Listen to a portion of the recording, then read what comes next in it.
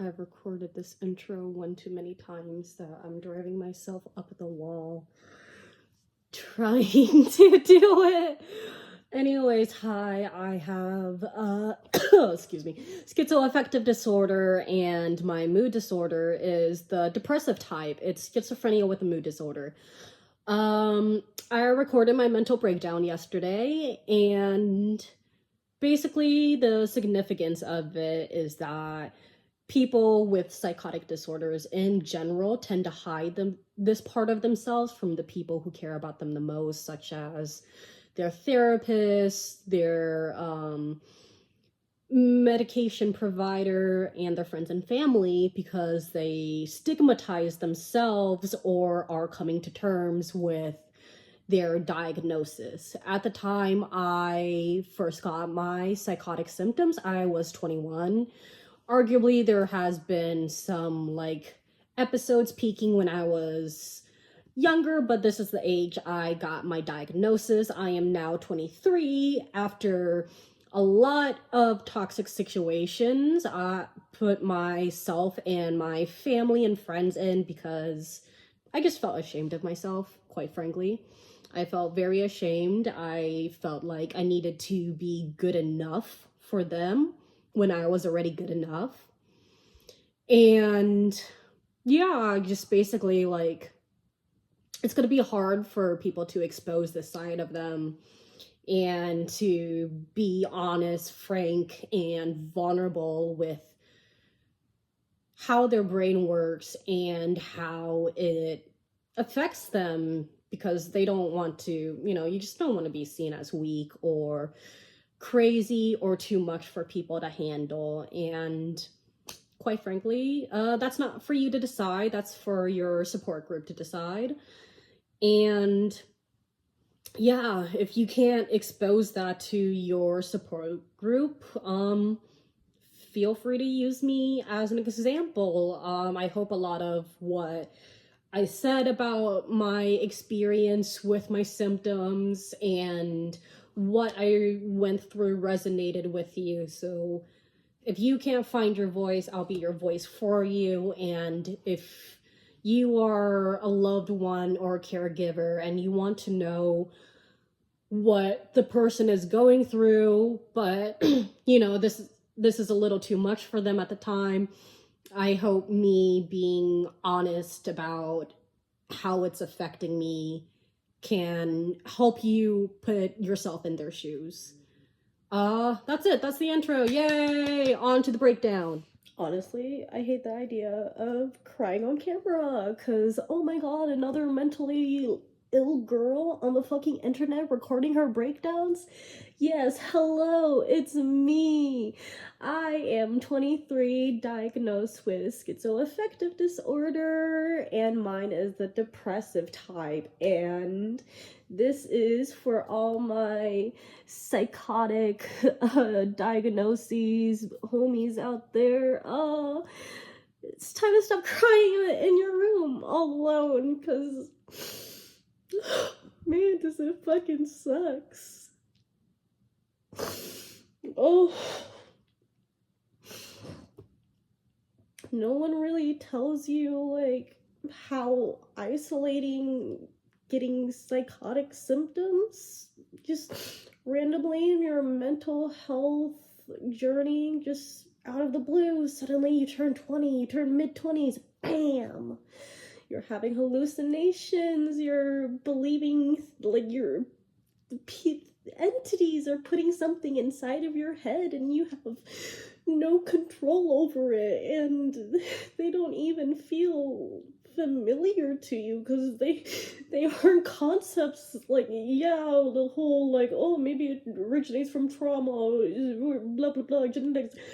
It did not originate anywhere of origin to you, and that is the most disheartening part of having a psychotic disorder.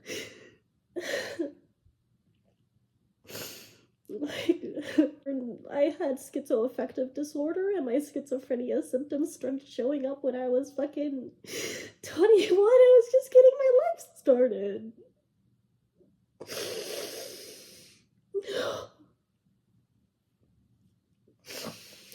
now I'm fucking 23. I lost my car. I have a really good group of friends, and I've never been shown such genuine and authentic love in my life before, but it makes me feel so guilty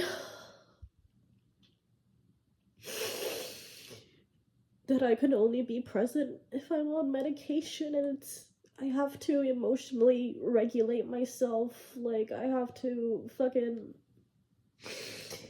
I can either prioritize my life or prioritize my life. Things that make you worth breathing and worth wonders and your sense of self and your self-love. And then there's like all these things that you have to do an adult, your ambitions, your goals, and your schizoaffective disorder is just like, you can have one or the other. You can't have both. Sometimes you may never even get either. I certainly started out without either.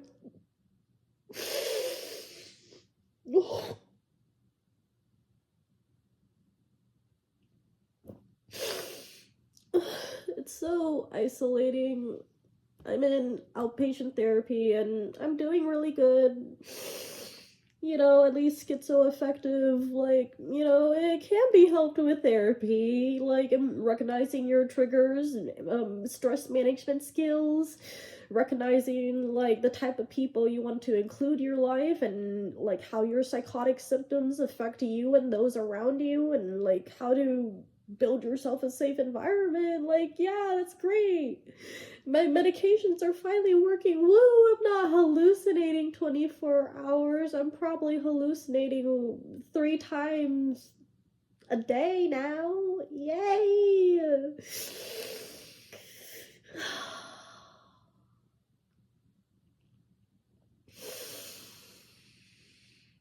Well, that's my ramble. That's my ramble of someone diagnosed with this disorder. How fucking terrible and awful, and how much of a shit human being I feel like for having a disorder that doesn't ground me to reality.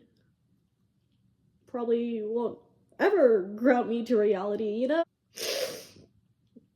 Have you ever broken up with someone and you think of like fucking Joji's The Glimpse of Us is playing, and you think about all the dates you could have gone through and all those like fucking, you know, all the good things you could have had, but they appear to you episodically, right? No, for me, it's staring at the fucking breakup text and having those hallucinations just fucking torture you. Just absolutely fucking torture you for no fucking reason. Just showing you all these, and you can tell they're delusional. You're not gonna miraculously walk into this person's life with a fucking brand new Lambo, a pocket full of cash, and say, hey, the things that you didn't like about me being a broke ass bum mental patient, like, yeah, I'm doing better. I'm fucking got all this cash, like,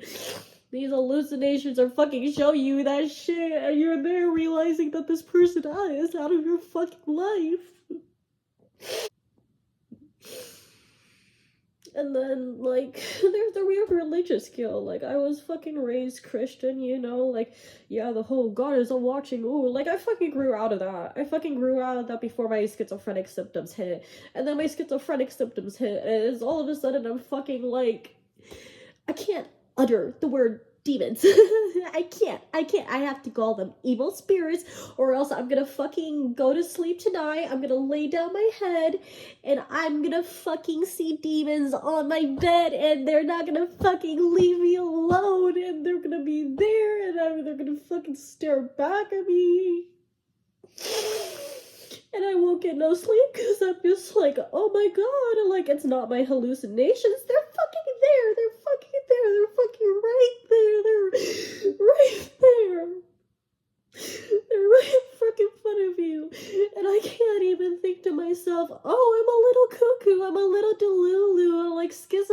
resting on Maine. Just gotta pop my fucking meds. No, I can't fucking do that. I can't fucking do that.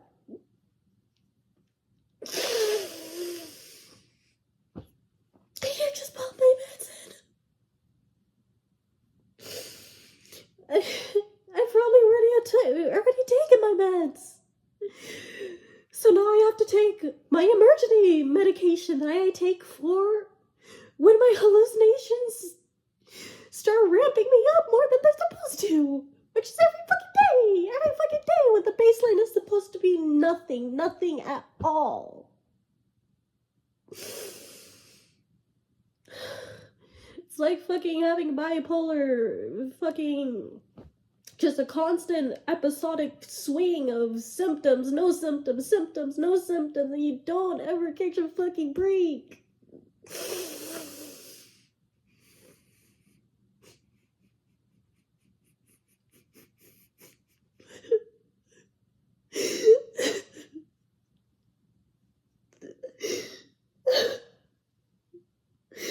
You just have to keep trying.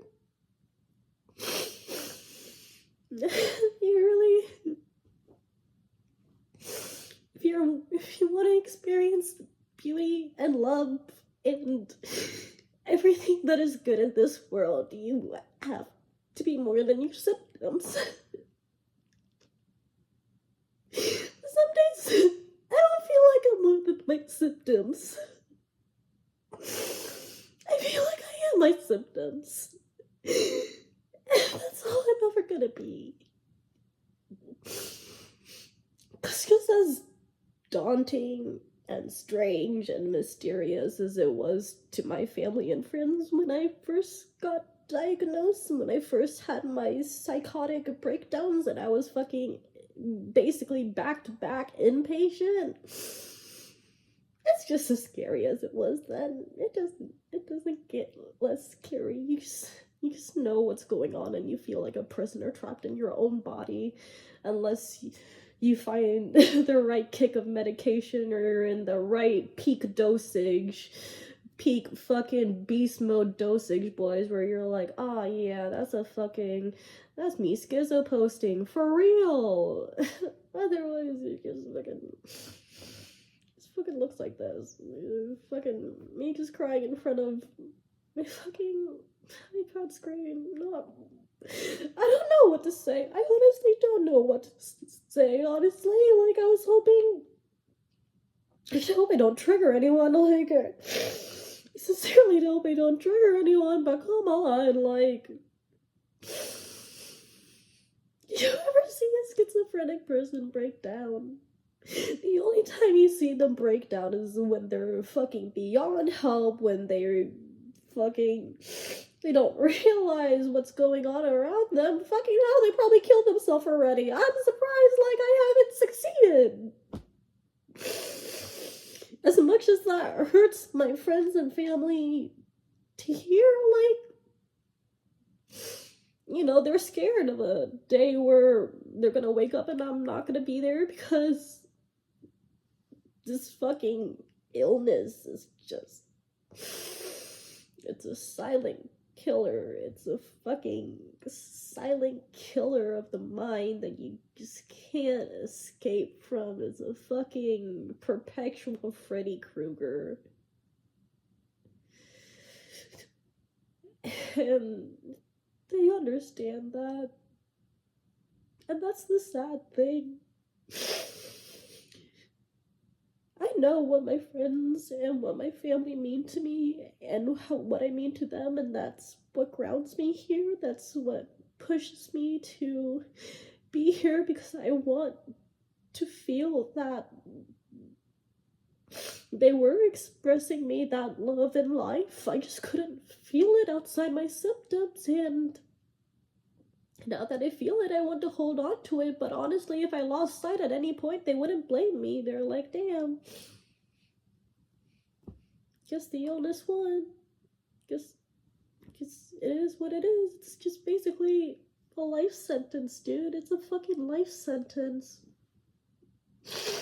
I spent the whole entire fucking They just, being in and out of being present with my friends, and yeah, and it was just like, oh my god, and I was in a room full of puppies and friends who make me feel like secure, and they take my vulnerability as like they would treat it as their own. So I'm in good hands. I'm in such good hands.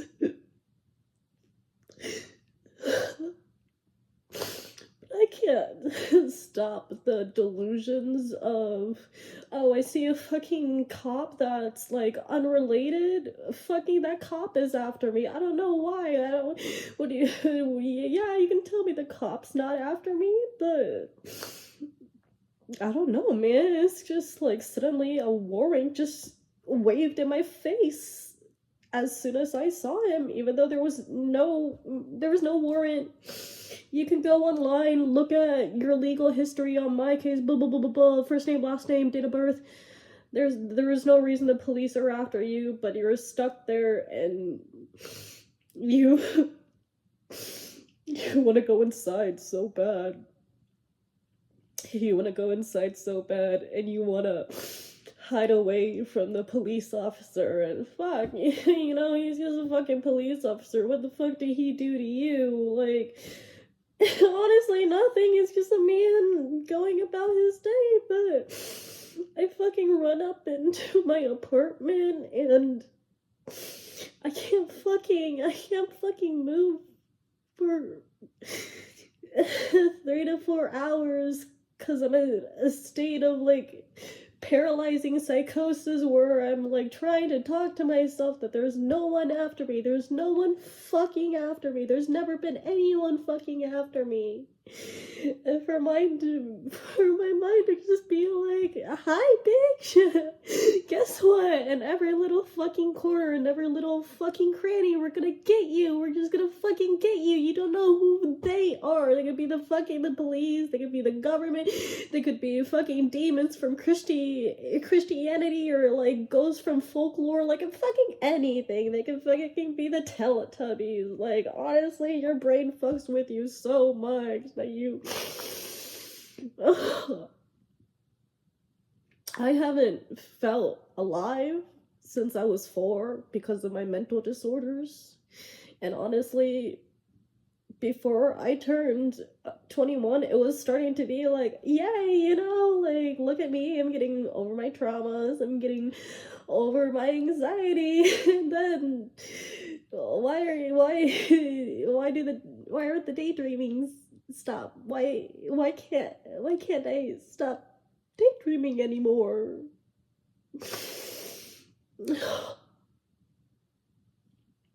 It's like this one thing that you learn to like do all of your life when you're a kid, like, oh, I'm gonna play with my imaginary friends, me and my friends are gonna play pretend, and then you're an adult and you won't turn off and you're fucking stuck on that playground, but you're an adult and you need to do an adult things, you need to take care of yourself, and you're stuck on that playground playing imaginary with your friends, but your fucking friends are like, you probably don't even talk to that kid from elementary school anymore, and fucking maybe the other friend is all the way in college now, and they're just not there.